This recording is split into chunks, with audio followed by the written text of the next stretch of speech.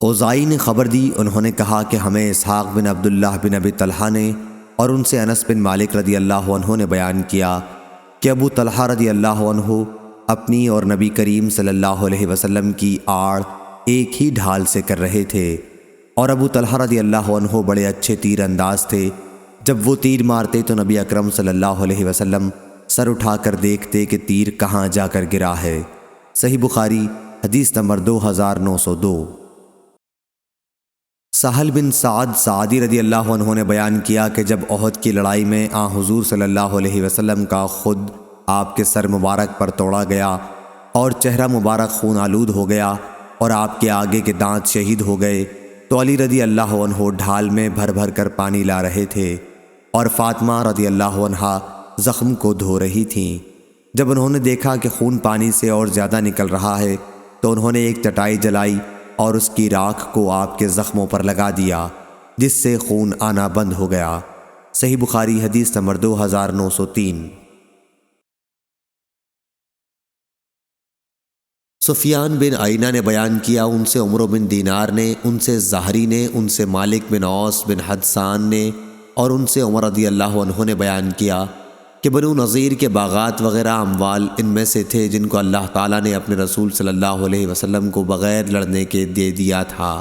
مسلمانوں نے ان کے حاصل کرنے کے لیے گھوڑے اور اونٹ نہیں دوڑائے، تو یہ اموال خاص طور سے رسول اللہ صلی اللہ علیہ وسلم ہی کے تھے، جن میں سے آپ صلی اللہ علیہ وسلم اپنی ازواج مطہرات کو سالانہ نفقہ کے طور پر بھی دے دیتے تھے، اور باقی ہتھیار اور گھوڑوں پر خرچ کرتے تھے تاکہ اللہ کے راستے میں جہاد کے لیے ہر وقت تیاری رہے۔ صحیح بخاری حدیث نمبر 2904۔ سعد بن ابراہیم نے بیان کیا، ان سے عبداللہ بن شداد نے اور ان سے علی رضی اللہ عنہ نے۔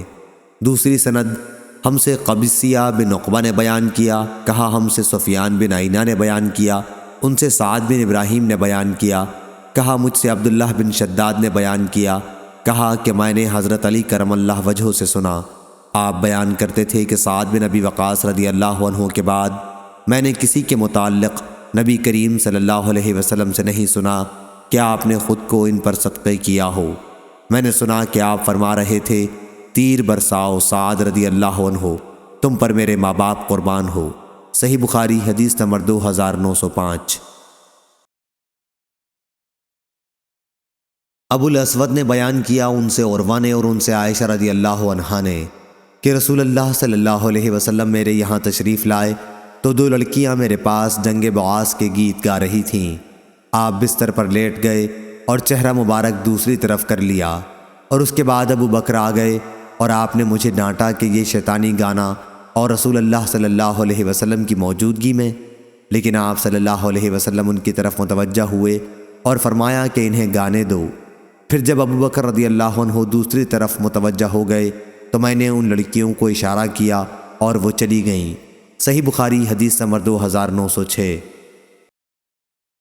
عائشہ رضی اللہ عنہا نے بیان کیا کہ عید کے دن سوڈان کے کچھ صحابہ ڈھال اور حراب کا کھیل دکھلا رہے تھے۔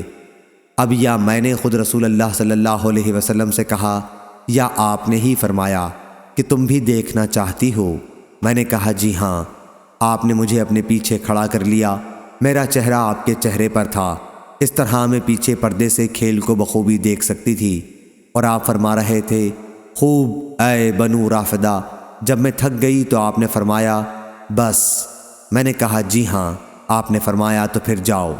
احمد نے بیان کیا اور ان سے ابن وہب نے ابو بکر رضی اللہ عنہ کے آنے کے بعد دوسری طرف متوجہ ہو جانے کے لیے لفظ عمل کے بجائے فلما غفل نقل کیا ہے، یعنی جب وہ ذرا غافل ہو گئے۔